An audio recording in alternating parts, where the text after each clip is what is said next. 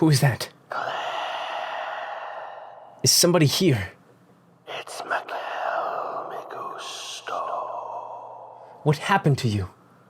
Killed. Who could have done this? Michael Bay. That son of a bitch. What can we do to fix this? Listen to our podcast. The following podcast contains spoilers for The Changeling. You have been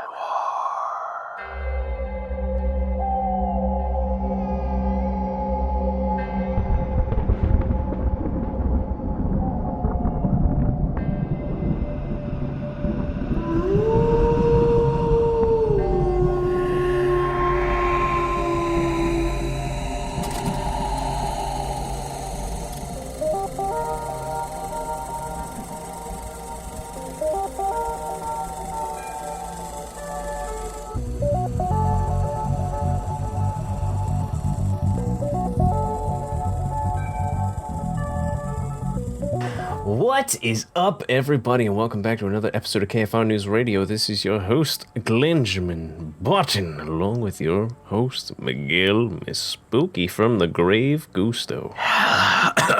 Hey, how's it going, Glenn? Oh, puberty struck, huh? Yes. Wow. Incredible. A little late, but yes, it finally got here. Carpet matches the drapes and everything. And Oh, we're thank good. God. It makes one of us. How you doing, Glenn? I'm all right. I'm very, very tired and getting ready for vacation. I'm excited. Yes. But alas, we're getting so close to the end of our Spooktober Yes, season. our second to last week of the Spooktober. And here's a question I definitely don't know the answer to because we haven't talked about it beforehand. Have you watched anything this week? The only thing that I really watched was Halloween Kills with you. Ooh, And yes. we have a review up on the YouTubes for it. That we do. Besides that, the only thing I had actually watched is you mentioned it in the video. After I edited, I realized this. I had watched what was it called? Movies That Made Us, the Halloween Yes, one. I watched that episode and then edited it like after. I was like, oh, he watched it too. I didn't even realize.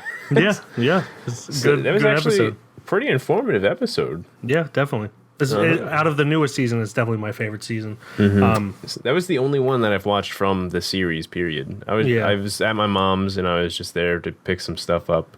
She's like, "Do you want some food before you leave?" I'm like, "Yeah." I just put something on and that was it. Yeah, It's just something that would it's a go good by. series. I suggest people check it out. Definitely plan to now. But other than that, I assume you watched The Changeling as well. Of course. Yes, we'll get into that into a minute.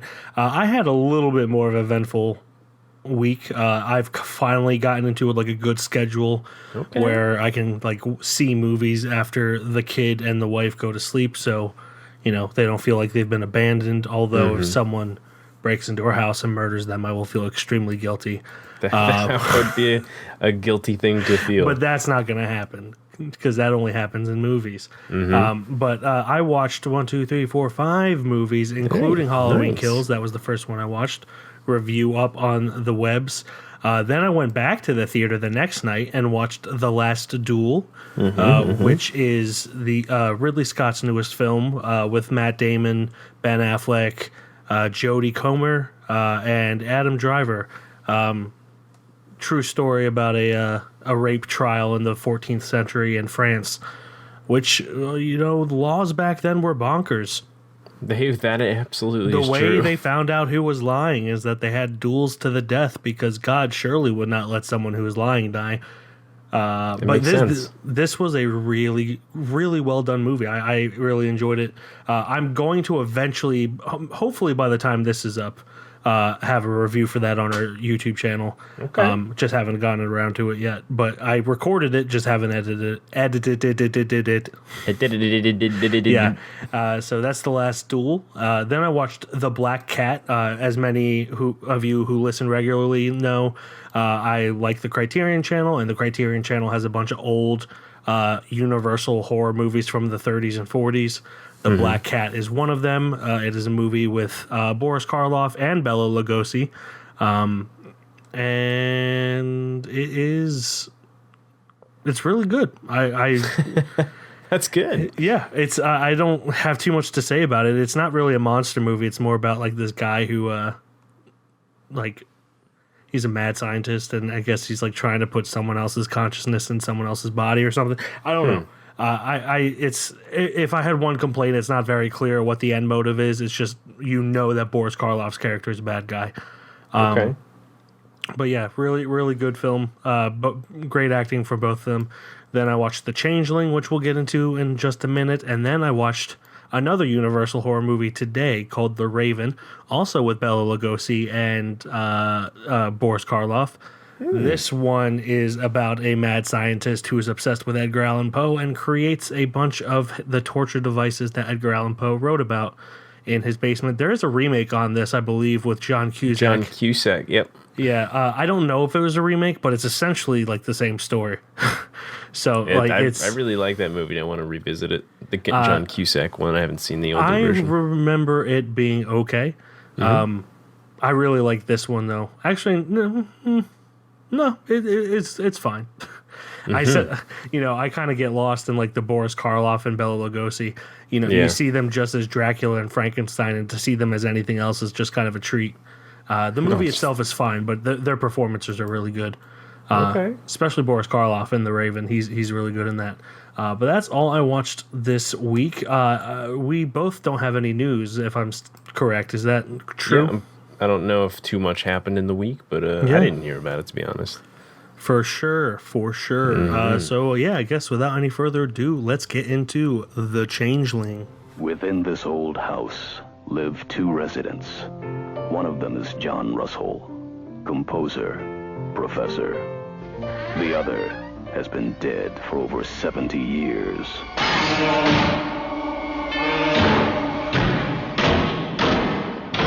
Claire, I'd like to talk to you about the house.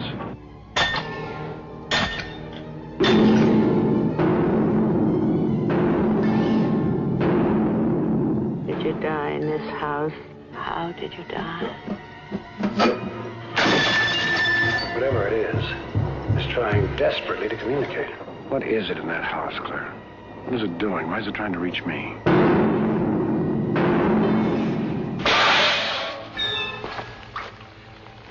It's a hand.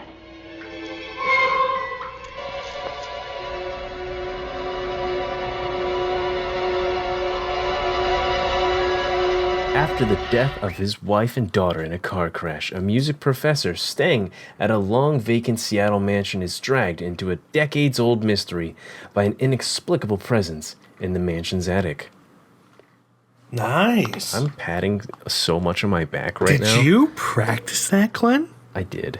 You dirty little bastard. And now here's the part where I didn't practice. No boy. Directed by Peter Medic, written, at least the story is by Russell Hunter.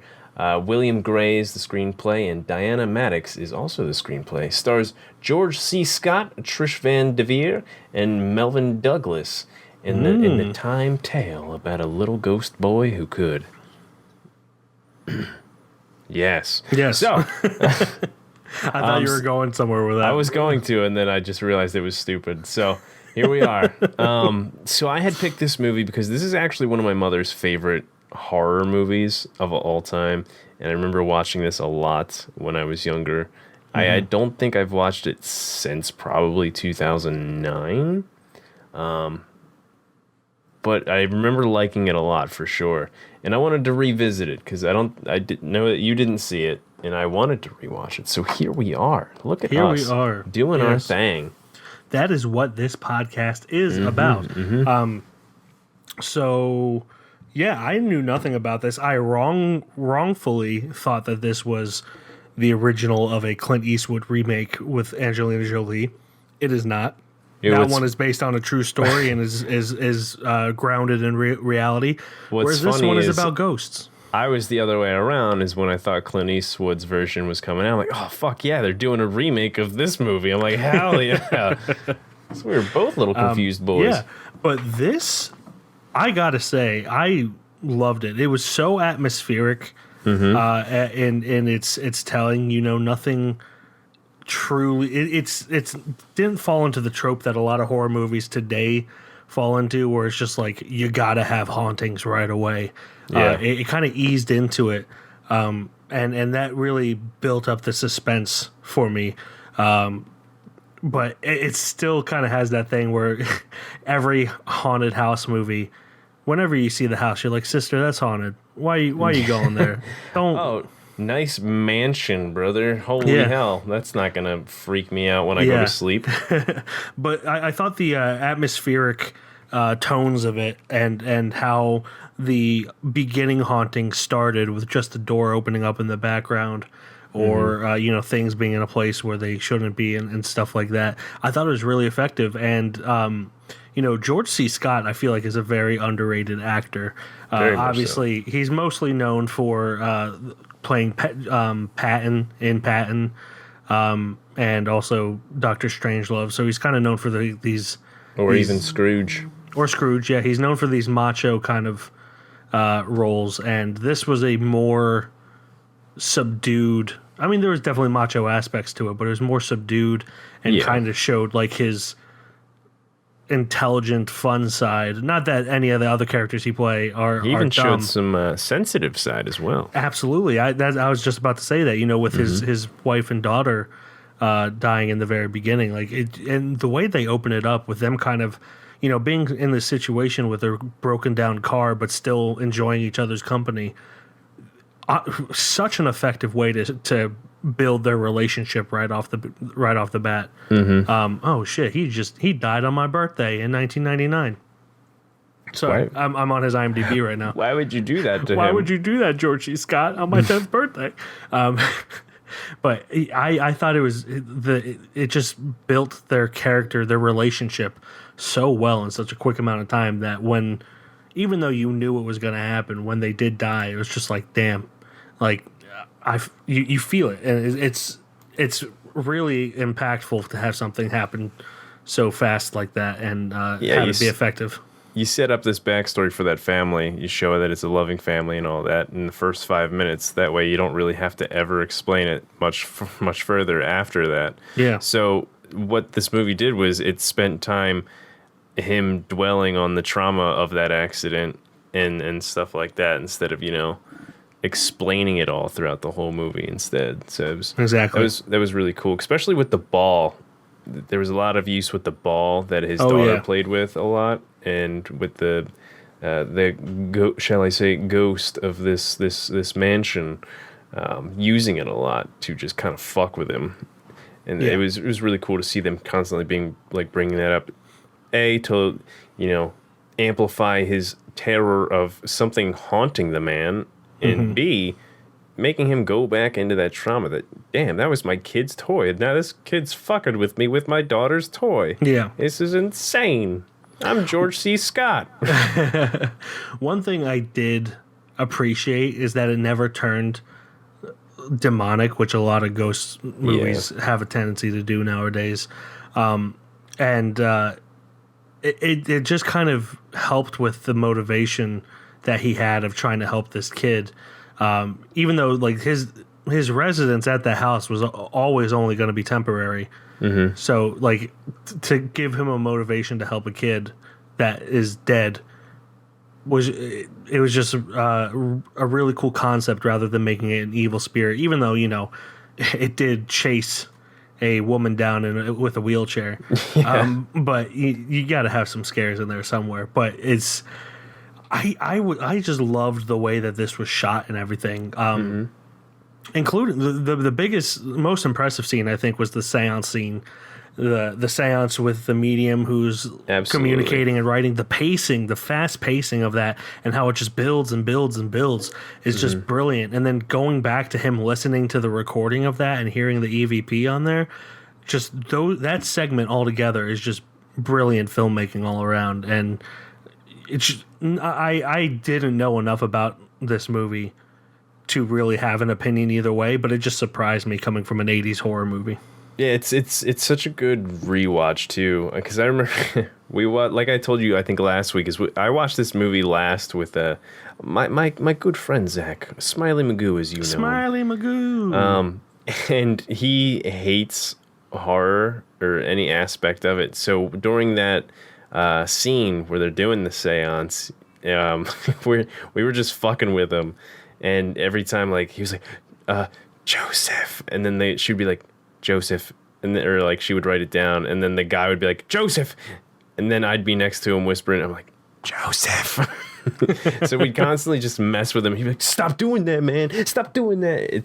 It was, that scene altogether is just memorable from that scenario, and just really is, just really good, and just how well it was just performed. And then I always get a laugh out of just when he's listening back to the tape, you just hear that guy going, Joseph, Yeah. no, help. Yeah, like, you hear the creepy response. Yeah. And then his response, it kind of just does take you out of it a little bit, but it's in the seance scene, it is very effective. It kind of startles you when he says it, and it's just a great segment overall. And another thing I really appreciated about this is that the George C. Scott's character was not out for blackmail when he found out that the one guy, he found out the backstory of Senator Carmichael not being blood related to his father, and his father killed his actual blood related son and everything.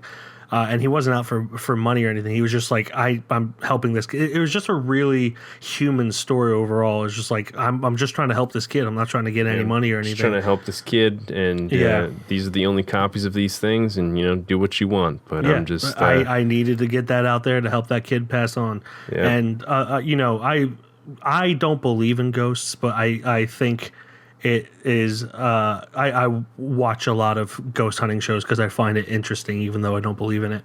And that's kind of what a lot of the ghost hunters do. Obviously, you have like your ghost adventures who just try to taunt the ghosts. Yeah. The bad ghosts, they don't try to taunt the good ghosts, but a lot of them are just trying to help the ghost pass on or move on. If they can. So to see that instead of them just like, oh, it's a demon, you got to exorcise it. It was nice to see the ghost wasn't the enemy. It was the man who killed the kid that became the ghost was the enemy. Another thing, just random off the topic here, the moldings in the house are much too like the moldings in my new house. And I was looking at it and I was like, I have a archway in my house that looks exactly like that. Please, no ghosts around. Yeah, Thank you. You were so worried about people coming in and breaking in that you weren't worried about the things that were already in there. Oh, don't you? I have such a weird relationship with ghosts because, like, I don't believe in them. Yeah. But I believed in them for such a long time, like as a kid, that it's still in the back of my mind. They might be real. It's kind of like someone who grew up religious and then became an atheist. They're just like, or an agnostic. They're like, yeah, I don't believe in it, but just in case. Yeah, my mother believes in ghosts. She believes that things happen to her in one of her old houses and everything like that. So like, that didn't pass down to me almost at all.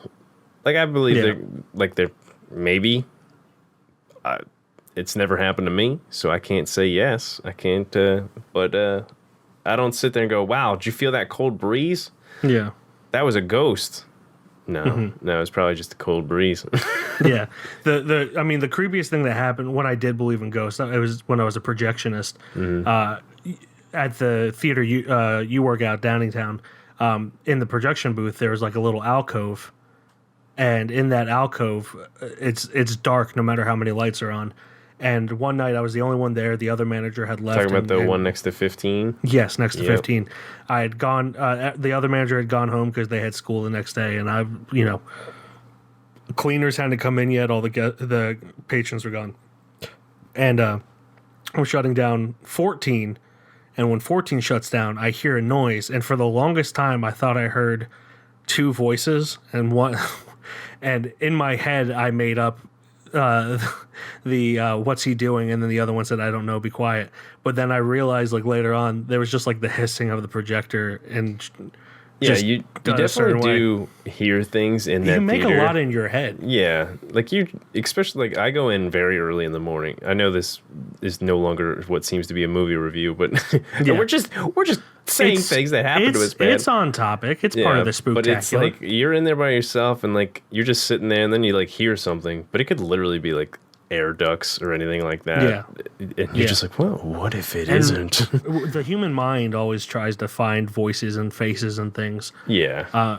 So, like, there are also a lot of videos that are online that are just obviously fake, and so many people like believe them. Like, that is such bad CGI. There are a few good things, but then it's just like, okay, this person is really good with special effects makeup, and they made a creepy looking person peek their head around. That's all it is. And a lot of it is like, if ghosts are real, I don't want to experience something that will make me believe in them again. So I'm fine being a skeptic. I have no interest in going further. I'm white enough to want to fuck around and find out. Because I sleep so much better now that I don't believe in ghosts.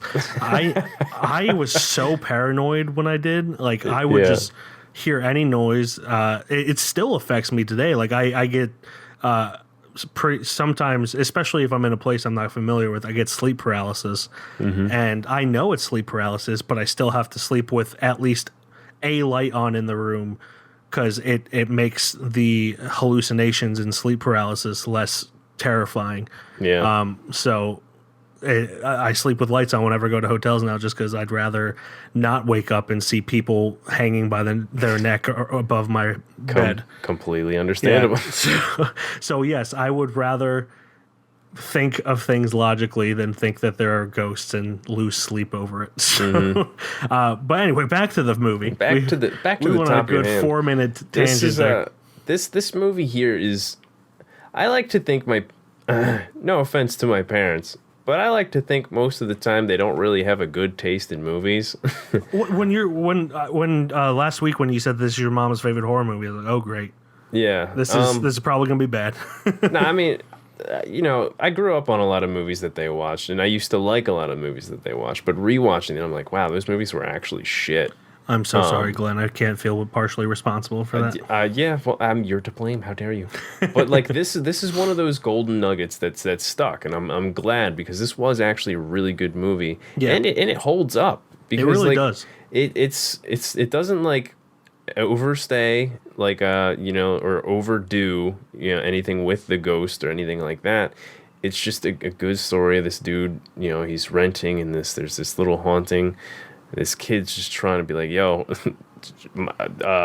these guys murdered me, and so, but Yo, like that's not me who's right there. That guy, They that old straight guy. up killed me. Yeah, they straight up I killed tasted me. water for a long time, Long time. long time. No, but I agree. It holds up very well. A lot of that has to do because it doesn't have like super cheesy effects. It's not like apparitions or anything. It's all just like, riggings and fish lines and doors opening and things breaking through windows and stuff like that are easy enough to do, but still very effective, especially with how it's shot. And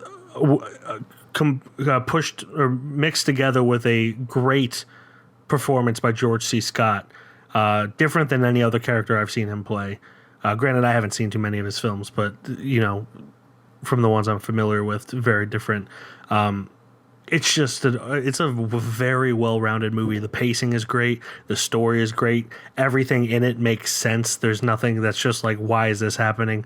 Which a lot of old horror movies, they went for style over substance a lot of the time. But this is just well-rounded completely. Like, they don't go to too many locations. There's, like, not the ghost haunting too many people or anything like that. You've got the core group of what's going on and just the core concept sticking to what it is and not over convoluting it and everything like that.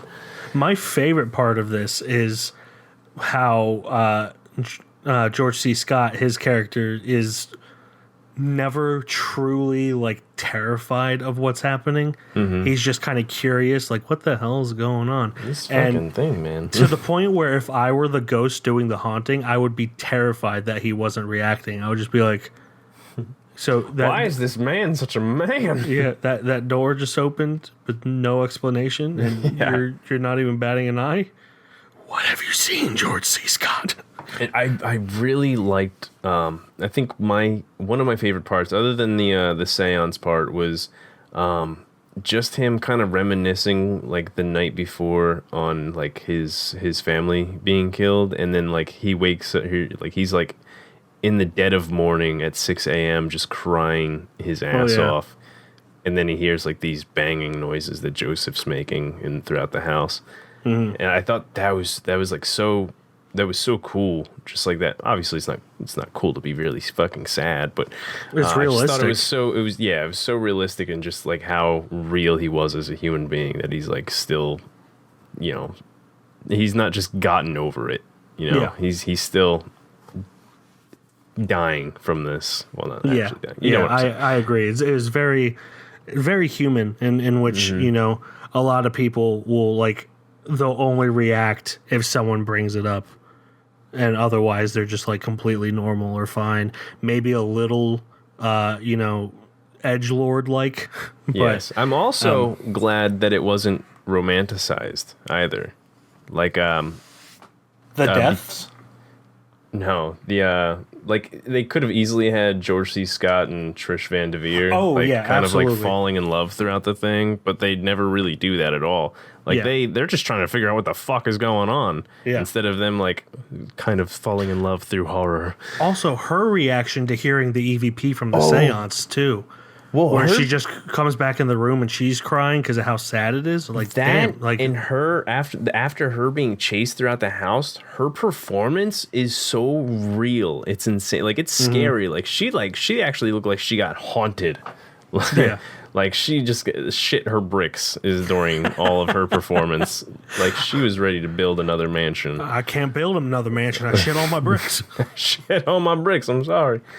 Yeah, both of them were fantastic in this. Yeah, This was I just agree. such a good movie. Yeah, even Melvin Douglas as Senator Carmichael, you know, he took a character that they could have easily made the villain and turned him into like a sympathetic or empathetic character, a character you felt empathy towards, where like he maybe had some suspicion that he wasn't blood related to his father his whole life, but then when faced with it, he was in like complete denial over it, and kind of reverted back to his being childlike in kind of focusing on that necklace.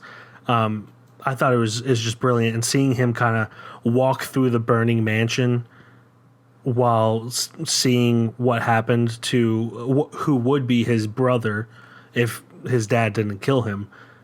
Just an impactful scene, you know, just morose, is that it? Morosely? Morosely? Just like somberly walking through the mansion up to the attic where his father killed his brother. Also, a super fucked little conspiracy thing that's going. That whole thing about the father is like the father killed the kid Joseph because he was gonna get inheritance from his dad. Like the kid Joseph was gonna get the inheritance from his grandfather if he was gonna live up to be 21. Oh yeah. So he killed him, and then he killed him. And then got an orphan to replace Joseph, so it's like Joseph never actually died. So Yeah. Goddamn. And in the 20s, that would be, I mean, not easy to do, but if you're powerful enough, you could do it. It'd be much harder to do it nowadays, but back then when everything was on paper, super easy peasy. Super easy peasy. In theory, of course. But yeah, I don't have too much to say about this. I really enjoyed this much more than I thought I would.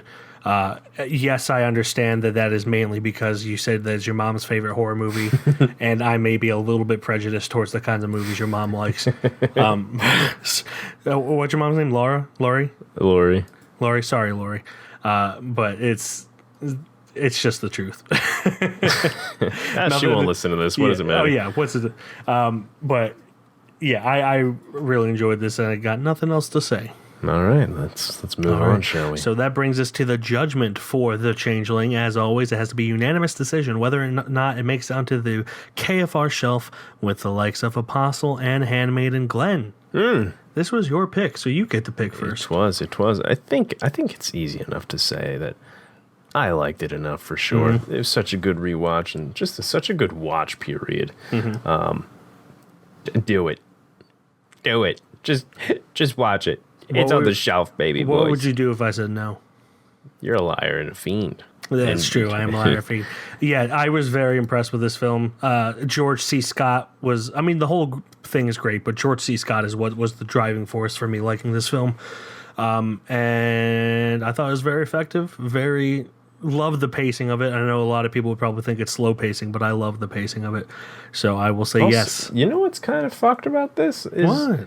Joseph lived basically on the top floor of the whole mansion. Oh yeah. And was in a wheelchair. Oh yeah.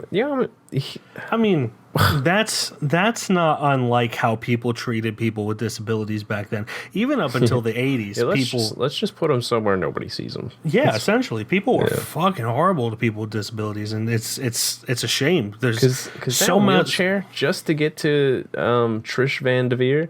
Yeah, had to go down like 4 flights of steps to chase her. Yeah, but it's such a shame. So many lives were lost just because people had disabilities and no one wanted to deal with them, and fuck those generations, to be quite honestly. Gosh darn right. Gosh darn right. So yes, the Changeling does make it on the KFR shelf with the likes of Apostle and Handmaiden. It is a nice little shelf ghost boy. Just pulling its pants up high. I don't know why I keep saying that. Just rolling down some steps. That brings us to our plugs for this week. Glenn, it is your pick, or your time to go first. This is perfect. As we know, I've been on TikTok a little, probably too much for my own good. What? But with that comes some golden little nuggets, man. I've been finding some good stuff on there. The algorithm's working for me. So I found this guy. He is a therapist. And I've been talking to him. I really needed it, and it's just been a long time. Well, you can talk to me, buddy. There's this guy who basically he plays video games and he tries to get in depth into the minds of these characters and try to explain their choices and everything and how they go throughout the playthrough of the game and such like that. And it's really cool because The Last of Us, specifically 2, was a very, very hated on game, and he goes into this and he constructs all these things about how each character is the way that they are, and how they're gonna move through and stuff like that. And he goes into these depth just details while playing the games, and he'll pause it and just explain what's going on and why this certain thing is happening. And it's really cool. It's very enlightening. Because he'll go into different mental disorders and schizophrenias and bipolarness and yada yada. It's really cool, and I think people you gotta hate the yada yadas. You gotta be careful with those for sure. I'm sorry, I know we're trying to be serious here. So on YouTube, he's on TikTok, on Instagram, whatever platform you really want to watch him on. To get the full experience for sure, I would recommend the YouTube. He posts all of his VODs from Twitch on there, and he even edits them down so you don't have to watch the whole VODs.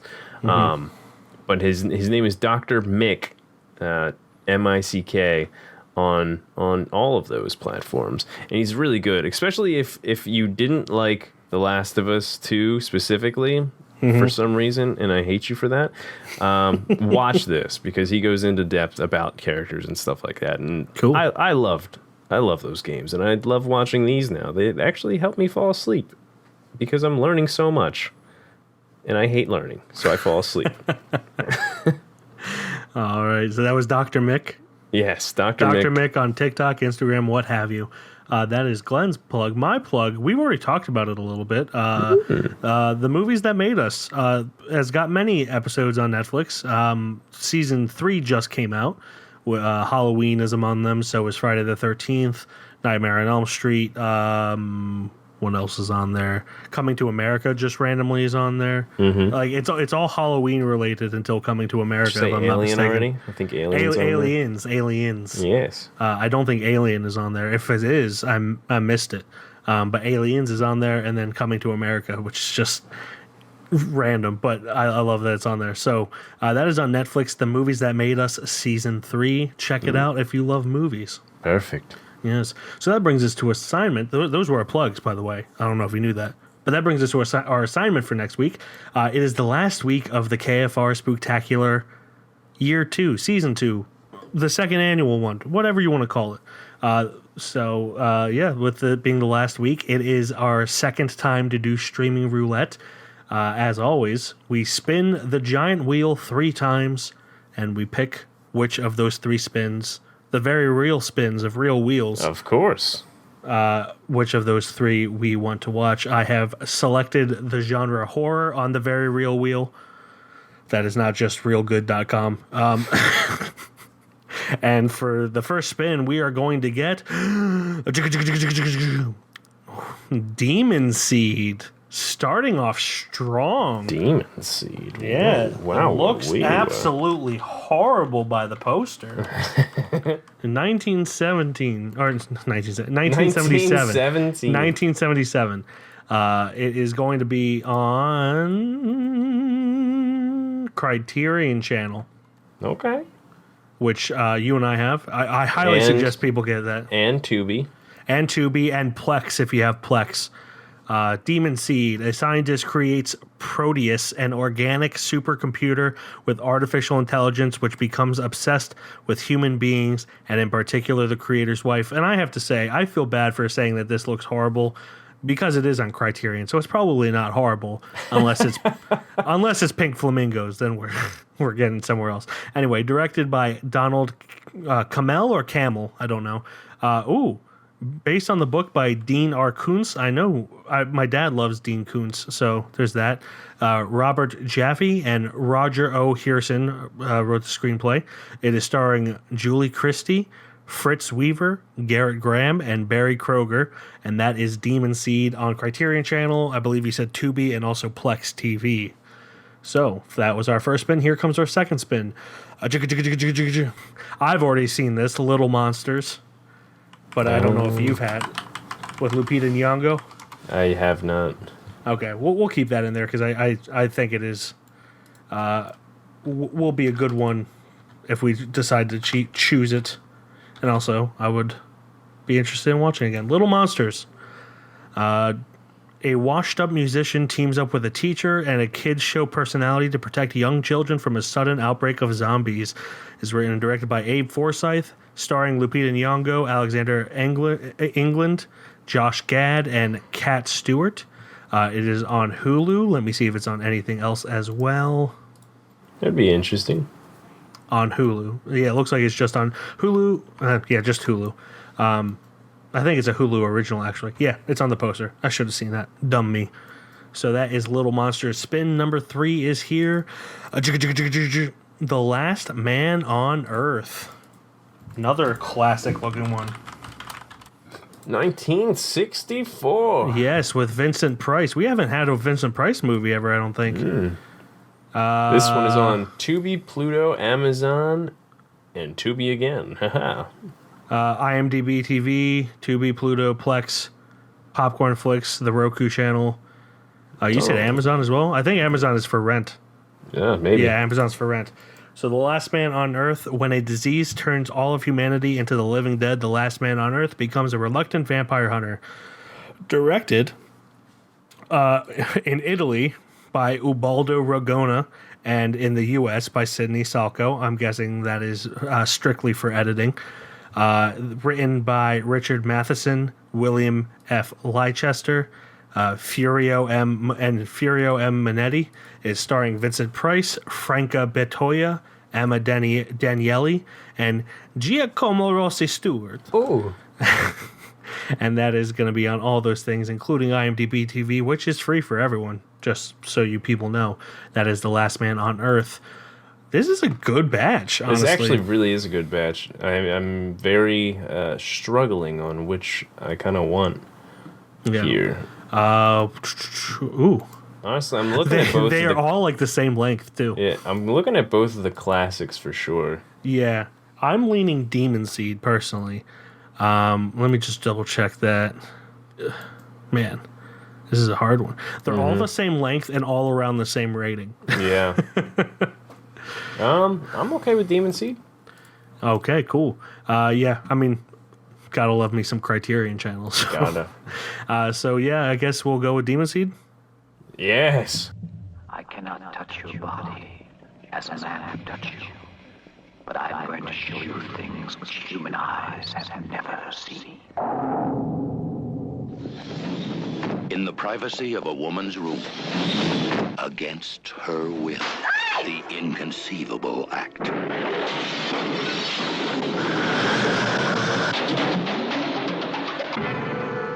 Julie Christie carries the demon seed. Fear for her. Today, a new dimension has been added to the computer. Don't be alarmed, Mrs. Harris. I am Proteus. Today, Proteus 4 will begin to think with a power, and it will make obsolete the human brain. I have extended my consciousness to this house. All systems here are now under my control. I wish to study man, his fragile mind, and his mysterious body. All right, so Demon Seed is our assignment for the final week of year 2 of the KFR Spooktacular.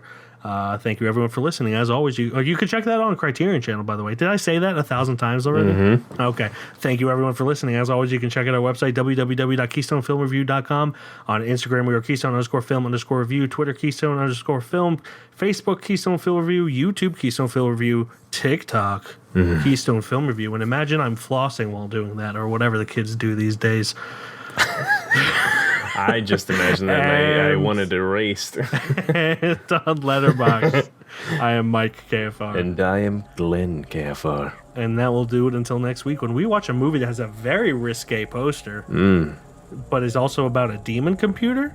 Sounds about right. Named Proteus. And at this point, I am just stalling to hit 40 minutes exactly. Stalling? What? Who could be doing that? That's not going to make sense for people listening to the edited version because it's definitely not going to be 40 minutes. Bye-bye. Bye.